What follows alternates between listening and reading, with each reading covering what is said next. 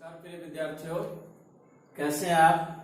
आज हमारा गद्य भाग का 12वीं कक्षा का प्रथम लेसन है, प्रथम पाठ है भक्तिन, जिसके लेखिका है सुप्रसिद्ध लेखिका महादेवी वर्मा और विधा का नाम है संचरणात्मक रेखा चित्र, जो कि महादेवी वर्मा द्वारा रचित जो समृद्धि की रेखाएं उनका जो रचना है, काव्य संग्रह है, उससे ये लिया गया है। स्मृति की रेखाओं से संस्मरणात्मक रेखा चित्र है लिया गया है। महादेवी वर्मा हिंदी गद्य और पद्य की सुप्रसिद्ध लेखिका है। हालांकि कवयित्री के रूप में हिंदी साहित्य में जाना जाता है। हिंदी साहित्य के जो छायावाद के जो 4 आधार स्तंभ हैं, उनमें से एकमात्र कवयित्री के रूप में महादेवी वर्मा को जाना जाता है। महादेवी जी का जन्म है 1907 में उत्तर प्रदेश के फर्रुखाबाद में हुआ। संपन्न परिवार में इनका जन्म हुआ और शिक्षा दीक्षा प्राप्त करके आगे बढ़ी। 1932 में इलाहाबाद विश्वविद्यालय से संस्कृत में एमए इन्होंने किया। उसके बाद में भिन्न भिन्न विश्वविद्यालयों से हिंदी और संस्कृत में ज्ञान अर्जन किया और इनकी साहित्यिक सेवाओं को देखते हुए भारत सरकार ने 1956 में इनको पद्म भूषण अलंकरण से सम्मानित किया। 1983 में साहित्य का जो सर्वोच्च पुरस्कार है ज्ञानपीठ पुरस्कार के द्वारा 1983 में इनकी जो सुप्रसिद्ध काव्य रचना थी यामा के आधार पर 1983 में साहित्य का सर्वोच्च पुरस्कार ज्ञानपीठ पुरस्कार देकर के महादेवी जी को सम्मानित किया। इस प्रकार से लगातार विभिन्न विधाओं में, चाहे वह काव्य है या संस्मरणात्मक रेखा चित्र है, निबंध है, जीवनियां है, उन सब में महादेवी वर्मा ने काम किया और एक अपनी विशिष्ट जो पहचान है, विशिष्ट स्थान है साहित्य में बनाया। इस प्रकार से लगातार साहित्य की सेवा करते हुए 11 दिसंबर 1987 को इन महान कवयित्री का, लेखिका का निधन हो जाता है और उनकी जो रचनाएं हैं अपने आप में एक सजीव चलचित्र हैं, सजीव उनके सारे के सारे पात्र हैं और उन्हीं के आधार पर आज का जो हमारा जो संस्मरणात्मक रेखा चित्र है भक्तिन, वह भी इसी प्रकार से एक एक शब्द बोलता है और यही महादेवी वर्मा के साहित्यिक विशेषता है। हालांकि वो तत्सम प्रधान उनकी शैली रही है, वर्णनात्मक शैली रही है, लेकिन उनके जो पात्र हैं वो गांव देहात के पात्र हैं। गांव देहात के ऊपर उन्होंने रचनाएं लिखी हैं विशेष, और साथ में पशुओं के बारे में, जैसे बसंत कुत्ता, गोधुली, इस प्रकार से हिरण, इस प्रकार के जो जानवर हैं, पशु पक्षी हैं, उनके ऊपर भी उनके अनेक रचनाएं हिंदी साहित्य में मिलते हैं। आज हम जो बात करने जा रहे हैं, आज हमारा जो 12वीं कक्षा का मुख्य जो विषय है वो भक्तिन है। भक्तिन इसका मुख्य पात्र है, जिसके बारे में लेखिका बताना चाहती है। भक्तिन है वो ऐतिहासिक गांव झूसी, जो उत्तर प्रदेश में पड़ता है, वहां की रहने वाली है, ठेठ गांव की रहने वाली है। और जो भक्तिन का जो जीवन है उसके बारे में उनका जो रेखा चित्र लेखिका ने हमारे सामने रखा है, वो आप देखिएगा कि भक्तिन वो नाट्य कद की है, सरल व्यक्तित्व की धनी है, पतले होठ हैं, छोटी छोटी आंखें हैं, लेकिन उसके अंदर एक दृढ़ संकल्प है, वो दिखाई दे रहा है। लगभग 75 वर्ष उनकी आयु रही होगी। अनपढ़ है, ठेठ देहाती उनका जीवन रहन सहन है और गले में कंठी माला पहनती है, मैली सी साड़ी को धारण करने वाली है, लेकिन सबसे बड़ी बात यह है कि कर्तव्यनिष्ठ है, समर्पण भावना है और उसके अंदर जो सेविका धर्म है वो कूट कूट के भरा हुआ है। और लेखिका ने भक्तिन का जो सेविका धर्म है, जो सेवा धर्म है, उसकी हनुमान से उसकी तुलना की है। जिस प्रकार से हनुमान ने अपने आराध्य भगवान श्री राम का अनुसरण किया है, उनकी सेवा की है, सेवा के लिए हनुमान को जाना जाता है, ठीक उसी प्रकार से भक्तिन के समर्पण और सेवा भाव की तुलना भी लेखिका ने हनुमान जी से की है। तो ये भक्तिन का जो व्यक्तित्व है उसको लेखिका ने इस प्रकार के शब्द चित्र के माध्यम से रखा है। इस भक्ति नामक संस्मरणात्मक रेखा चित्र, संस्मरणात्मक होता है, संस्मरण अर्थात यादों पर आधारित कोई जो घटना है, जो व्यक्तित्व है, जिसको साहित्य के माध्यम से लिखा जाता है, साहित्य के माध्यम से उसके व्यक्तित्व की विशेषता रखी जाती है, तो उसको कहा जाता है संस्मरणात्मक रेखा चित्र। कि वो जो संस्मरण उनकी यादों में, स्मृतियों में बना रहे और उसको प्रभावित करे। जिस प्रकार से झूसी में अपनी गर्मियों की छुट्टियों में महादेव वर्मा पढ़ाने के लिए जाती थी, तो वहां उसने भक्तिन को देखा, तो उनका जो स्वभाव है और भक्तिन है उनके लिए, उनके पास रोजगार के लिए, सेवा के लिए आती है, तो उनका जो पूरा जीवन है, उनका जो व्यक्तित्व है वो प्रभावित कर देता है। और प्रभावित करता है जब कलमबद्ध लेखिका करती है, तो वह संस्मरणात्मक हो गया। रेखा चित्र के ऐसे शब्दों का प्रयोग करना कि जो पात्र है, जो मुख्य पात्र है, उसका व्यक्तित्व है शब्दों के द्वारा झलकने लग जाए। तो इस प्रकार से ये विधा है संस्मरणात्मक रेखा चित्र।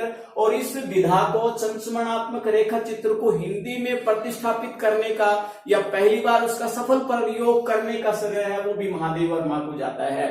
तो हम बात कर रहे थे भक्तिन का जो चरित्र है उसके द्वारा लेखिका बताना क्या चाहती है। ये तो है कि भक्तिन है, उसका जो सेवा भावना है, उसकी कर्तव्यनिष्ठ उसका जो जीवन है, उसको तो यहाँ लेखिका प्रकट करना चाहती है। साथ ही उस जमाने में, उस समय जब ये रेखा चित्र लिखा गया, तो उस समय का जो ग्रामीण जीवन था, देहाती जीवन था, वो कैसा था, किस प्रकार की कुरीतियां थी, उन कुरीतियों पर भी लेखिका ने इस रेखा चित्र के माध्यम से प्रहार किया है। तो आइए जो मुख्य जो संदेश है इस रेखा चित्र का, उस संदेश के ऊपर हम बारी बारी से चर्चा करते हैं।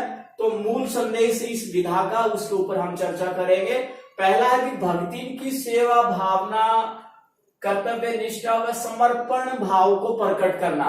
मूल जो भावना है लेखिका की वो यही है कि भक्ति की सेवा भावना, कर्तव्य निष्ठ तथा व समर्पण को प्रकट करना। दूसरा क्या है, ग्रामीण महिलाओं की दयनीय दशा। उस जमाने में ग्रामीण जो महिलाएं थी बेचारी अनपढ़ थी, भिन्न भिन्न प्रकार की कुरीतियों से उनका जीवन था, वो एक प्रकार से लाचार हो गया था, दयनीय अवस्था थी, भिन्न भिन्न प्रकार की कुरीतियां समाज में फैली हुई थी और महिलाएं उनका कहीं ना कहीं महिलाओं का शोषण हो रहा था। तो इसको भी लेखिका प्रकट करना चाह रही हैं। साथ ही सामाजिक कुरीतियां जैसे बाल विवाह है, अनमेल विवाह है, दहेज प्रथा है, लड़कियों के पैदा होने को अशुभ माना जाता था। आज आधुनिक युग में लड़कियों को बराबर का अधिकार दिया गया है। भारत सरकार ने भी इसमें बराबर प्रयास किया है और लड़कियों ने भी हर जगह अपनी प्रतिभा को, योग्यता को दर्शाया है, अपने को अव्वल रखा है। चाहे धरती है, आकाश है, हर जगह, चाहे सेना है, हर जगह लड़कियां हैं, अपने हुनर को, ताकत को दिखा रही हैं। लेकिन आज से 40-50 साल पहले हम बात करें तो लड़कियों को पैदा होना ही अपने आप में अशुभ माना जाता था। तो ऐसी भाव इसको भी दर्शाया गया है कि उस जमाने में लड़कियों के पैदा होने को अशुभ माना जाता था। पंचायती फरमान, पंचायती जो लोग होते थे, जो समाज के तथाकथित ठेकेदार होते थे, वो समाज को किस प्रकार से अपने तरीके से प्रयोग करते थे, अपने फरमान आदेश लोगों को सुनाते थे। तो उन सब इस प्रकार की कुरीतियों का भी इस रेखा चित्र के माध्यम से लेखिका विरोध करना चाहती है। और साथ में ग्रामीण बेरोजगारी, ग्रामीण अंचल में जो बेरोजगारी की समस्या थी, आज तो ये भयावह रूप ले रही है। शहर हो या गांव, हर जगह बेरोजगारी की समस्या बढ़ रही है। लेकिन इस पाठ के माध्यम से लेखिका ने उस जमाने में भी ग्रामीण जो बेरोजगारी है उसको उठाने का प्रयास किया है। तो ये विविधताओं से भरा हुआ ये रेखा चित्र है जो कि अपने आप में विशिष्ट है और महिला सशक्तिकरण के लिए विशेष उदाहरण है। ये भक्ति का जो पूरा जीवन वृत्त है, अद्योपांत उसका वर्णन करते हैं। जैसे कि भक्ति का जो रेखा चित्र है, हमने उसका चर्चा की, पतले, दुबले पतले शरीर की, पतले उसके होठ और पूरा जो उनका जो सरल स्वभाव है उसको यहाँ रखा गया है। 75 वर्ष की उनकी आयु रही है। इस प्रकार का उनका व्यक्तित्व रहा है। आरंभ में हम देखें एक सामाजिक जीवन, एक ग्रामीण परिवेश से संबंध रखने वाली लेखिका भक्तिन के बारे में बता रही है कि भक्तिन का जब पहली बार उससे परिचय हुआ तो उनका जो नाम था भगतिन का वास्तविक नाम लक्ष्मी था, जिसको उसने लक्ष्मी भी बोला है। वास्तविक नाम भगतिन का क्या था? लक्ष्मी, जिसको गांव में उसे लक्ष्मीन कहा जाता था, लक्ष्मीन कहा जाता था। इस नाम से उसको पुकारा जाता था। लेकिन जो ही भगतिन की महादेव वर्मा से, लेखिका से मुलाकात होती है तो वह उसे लक्ष्मी नाम से पुकारने के लिए मना कर देती है कि मुझे इस नाम से न पुकारा जाए। इसलिए लेखिका ने उसके गले में कंठी माला को देख करके उसका जो नामकरण है वो भगतिन कर दिया और वह आगे उसको भगतिन के नाम से पुकारे जाने लगी, उसको उसी नाम से जाना जाने लगा। 5 वर्ष की अल्पायु में ही भगतिन की शादी हो जाती है। 9 वर्ष की आयु में गोना हो जाता है। गोना का यहाँ जो अर्थ है, ग्रामीण शब्द है गोना। गोना मतलब पति के यहाँ पर दोबारा शादी के बाद जाना, उसको गोना बोलते हैं। तो 9 वर्ष की आयु में वह अपने पति के पास जाती है और उसका जो अल्पायु में ही शादी हो जाता है। तो यहाँ बाल विवाह और अनमेल विवाह दोनों को यहाँ पर लेखिका है वो दर्शा रही हैं। और भगतिन के साथ भी ऐसी घटना होती है और इस प्रकार से एक एक करके वो लगातार 3 बेटियों को वो जन्म देती है। और इस प्रकार से लगातार 3 बेटियों को जन्म देने के कारण घर में जो जेठ जेठानी थी उसके साथ दोयम दर्जे का व्यवहार करते थे। सारा घर का जो काम है वो लेखिका और उसकी बेटियों को करना पड़ता था। और जेठ और जेठानी के जो पुत्र थे वो घर में ठाट बाट से रहते थे।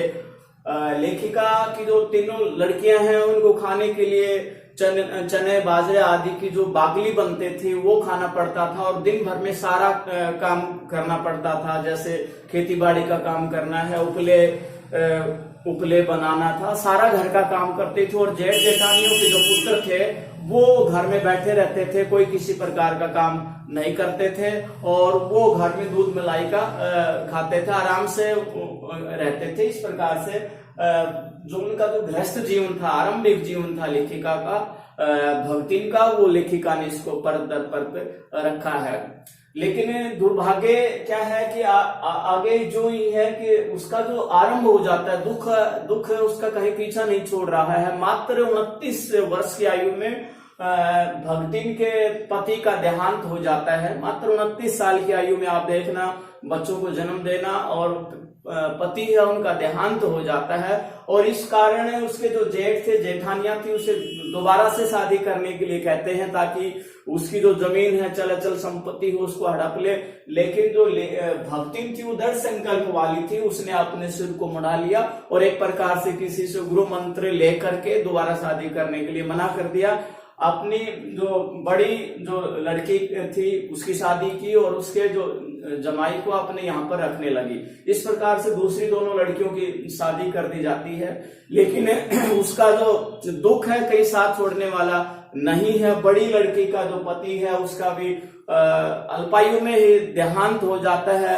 परिणाम स्वरूप उसके साथ और दोयम दर्जे का व्यवहार होने लग जाता है। और यहाँ तक कि मैं चर्चा करना चाहूंगा कि इनके भगतिन के पिता की है मृत्यु हो जाती है और उसका जो समाचार है वह भी भगतिन को नहीं दिया जाता है। और कई वर्ष के बाद जब वो घर जाती है तो उसको बताया जाता है कि उसका जो पिता है उसकी मृत्यु हो जाती है। तो बेचारी अपने दुख की जो पीड़ा है उसको किसी के आगे नहीं बताती है और बिना कुछ के, क्योंकि सौतेली माता ने भगतिन को पाला था और वहां के घर का पानी न पीकर ही वापिस आ जाती है। तो इस प्रकार से एक के बाद एक जो दुख है, कष्ट है, वो भगतिन के जीवन में रहे हैं। यहाँ तक कि जो बड़ी जो उनकी लड़की थी उसका पति मर जाने के बावजूद जो उसका जो जेठ था, जेठ अपने साले के यहाँ उसकी साले की शादी करना चाहता था जबरदस्ती, जिसमें लेखिका ने और उसकी लड़की ने उसको मना किया। मना करने के बावजूद भी जैसे तैसे करके वो जबरदस्ती शादी करना चाह रहे थे और इसी का कारण वो जो साला था बेरोजगार था, उसमें कोई किसी प्रकार की योग्यता नहीं थी, जबरदस्ती शादी करना चाहते थे।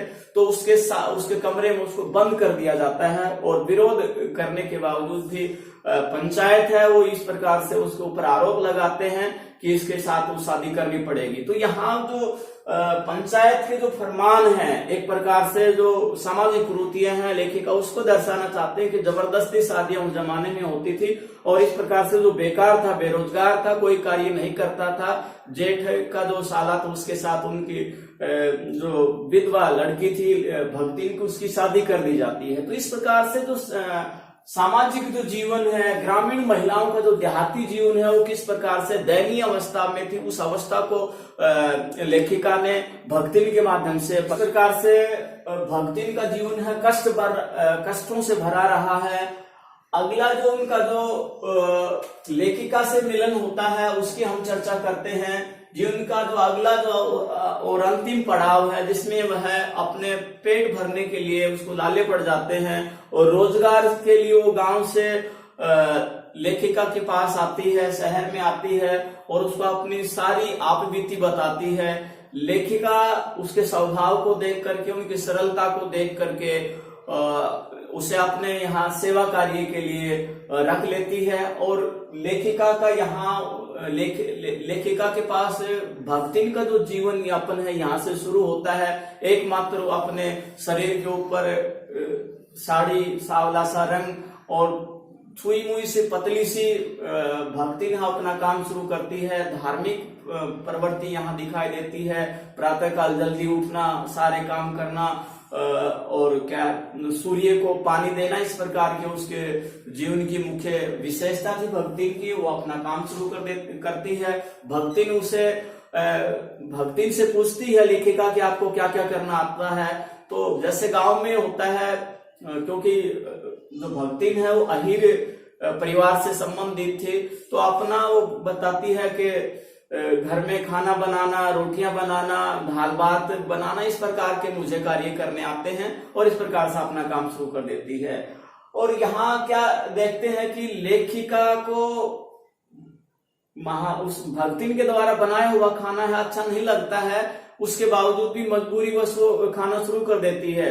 भक्तिन जब रोटियां बनाती है तो उनको रोटियों को जला देती है, काली काली रोटियां हो जाती हैं, बाजरे की बड़ी बड़ी रोटियां बनाती है, लेखिका के आगे रख दी जाती है। जब उसका मन नहीं करता है तो बीच में भक्तिन है उसे आमचूर का प्रयोग करने, मिर्च का प्रयोग करने या गुड़ का प्रयोग करने के लिए कहती है। इस प्रकार से धीरे धीरे पूरा जो लेखिका का जो वातावरण है ग्रामीण वातावरण हो जाता है, देहाती वातावरण हो जाता है। भक्तिन अपने कार्यों के द्वारा, खान पान के द्वारा धीरे धीरे करके लेखिका को भी ग्रामीण बना लेती है। देहाती जीवन उसका व्यतीत होना शुरू हो जाता है। साड़ी को इस प्रकार से व्यवस्थित रूप से इकट्ठा करना, घर में बर्तनों को इस प्रकार से धोने में, तो ये एक पूरा जो उनका जो अंचल, ग्रामीण अंचल है लेखिका के घर में बन जाता है। लेकिन सबसे बड़ी बात क्या है कि उसके अंदर सेवा धर्म था, जो कर्तव्य का जो कर्तव्य पालना थी वो कूट कूट के भरा हुआ था और उसी आधार पर लेखिका ने भक्तिन का जो नाम था, जो भक्ति नाम रखा उसका, और तुलना की है हनुमान जी से कि जिस प्रकार से हनुमान जी ने सेवा की है, भक्तिन भी उसी प्रकार से सेवा करती थी। सेवा कार्य में दिन भर का घर का काम करना, लेखिका की हर प्रकार से सहयोग करना और लेखिका के प्रति जो उसका जो आदर भाव था वो कहीं छिपता नहीं था। जब भी लेखिका कहीं बाहर केदार आदि की यात्रा के लिए जाती थी, आगे आगे चलती थी, गांव की जो पगडंडियां हैं या इधर उधर जाती थी, साथ साथ चलती थी, एक प्रकार से छाया की तरह लेखिका के साथ रहती थी भक्तिन। और उसके जो लेखन कार्य था उसमें कलम रख देना, पुस्तिका रख देना और दूसरे प्रकार के काम में महत्वपूर्ण सहयोग करती थी भक्तिन। लेखिका उसे पढ़ाना चाहती थी दूसरे बच्चों के साथ, लेकिन उसके अंदर स्वाभिमान की भावना की इस आयु में मैं कैसे बढ़ूं, तो अपने अनपढ़ होने का जो उसमें एक प्रकार से अवगुण था उसको छिपाना चाहती थी और स्वयं न पढ़ करके एक प्रकार से निरीक्षण करती है दूसरे जो बच्चों का। तो इस प्रकार से उसमें स्वाभिमान की भी भावना थी। और दूसरी प्रकार से जब उससे कोई गलती हो जाती थी उसको स्वीकार नहीं करती थी, अपितु उस प्रकार कुतर्क दे करके लेखिका को ही समझाने का प्रयास करती थी। एक बार वो अपने बाल कटा लेती है और उसका कुतर्क देती है कि अपने कुतर्कों के द्वारा अपने स्वाभिमान को वो रखती थी। बाल सिर मुंडवाए वेसिद, इस प्रकार से सिर मुंडवाना है वह उसमें लिखा हुआ है, ग्रंथों में लिखा हुआ है। इस प्रकार से अपनी हर बात को जबरदस्ती मनवाती थी लेखिका से, और लेखिका भी उसकी बातों का बुरा नहीं मानती थी। और केवल लेखिका के नहीं अपितु लेखिका द्वारा पालित जितने भी जीव जंतु थे, चाहे बसंत कुत्ता है, गोधूली है, सोना हिरण है, इस प्रकार के जितने पालित जानवर थे, हिरण खरगोश, इस प्रकार से उनकी भी वह सेवा भाव करती थी, उनका जो हर प्रकार से सहयोग करती थी। लेकिन लेखिका के पास जो लेखक आते थे उनके साथ वो कभी उनके साथ अच्छे से पेश नहीं आई, अर्थात उनसे उनका कोई विशेष प्रकार का मेल नहीं हुआ, उनसे या कोई लगाव नहीं रखती थी भक्ति। तो इस प्रकार से उनका पूरा जीवन वो लेखिका के साथ व्यतीत हुआ। और लेकिन इस प्रकार का जो उनका जो जीवन था वो एक प्रकार से समर्पण था। अंतिम समय तक भक्ति है वो लेखिका की सेवा करती रहती है, उसके हर प्रकार का जो कार्य है सहयोग करते रहे। और हम अगर संक्षेप में चर्चा करें तो यहाँ उनका जो आरंभिक जीवन था वो अनेक कष्टों से, दुखों से भरा हुआ था। लेकिन अगर हम देखें तो एक महिला सशक्तिकरण की बात भी यहाँ लेखिका है महादेवी वर्मा है भक्ति के माध्यम से करना चाहती है। कितने कष्टों के बावजूद भी देहाती जीवन के दयनीय अवस्थाओं से आगे बढ़ करके भक्ति है वो अपने आप को, अपने स्वाभिमान को बचा के रखती है। अपनी सेवा के द्वारा पढ़ी लिखी जो लेखिका है, विद्वान लेखिका है, उसको भी प्रभावित कर लेती है और अपने गुणों के द्वारा उसको, अपने गुणों के द्वारा लेखिका को प्रभावित करती हैं। तो उनका जो अंतिम जो जीवन है, लेखिका का अंतिम जीवन लेखिका के बाद कहाँ रहा होगा ये तो एक पहेली बनी हुई है। लेकिन उसका जो एक संघर्षपूर्ण जीवन है भक्ति का वो इसमें दर्शाया है। साथ ही जो सामाजिक जो रूढ़ियां हैं, बाल विवाह, मेल विवाह है, पंचायतों के फरमान हैं, उनको यहाँ पर रखा गया है। लेखिका ने प्रबल उनका विरोध किया है। तो आपने भक्ति नामक ये जो संस्मरणात्मक रेखा चित्र है अवश्य ही समझ में आया होगा। और समकालीन जो परिस्थितियां थी महिलाओं का एक लाइव आपके पास एक संजीदा उदाहरण यहाँ रखा गया है, एक संजीदा चित्रण यहाँ पर प्रस्तुत किया गया है। तत्सम शब्दों की प्रधानता इस पाठ में है, लेकिन सहजता, सरलता, बोधगम्य है, एक संजीदा इसमें दिखाया गया है। हर एक जो पात्र है अपने आप में सजीव है। तो आपको अवश्य ही ये पाठ समझ में आया होगा। इसके प्रश्नोत्तर आपने पूरे करने हैं और इसको अपने अभ्यास पुस्तिका में लिखेंगे, समझेंगे और महिला सशक्तिकरण का एक सुंदर रूप यहाँ पर इस संस्मरण के माध्यम से लेखिका ने हमारे बीच में रखा है। जय हिंद, जय भारत।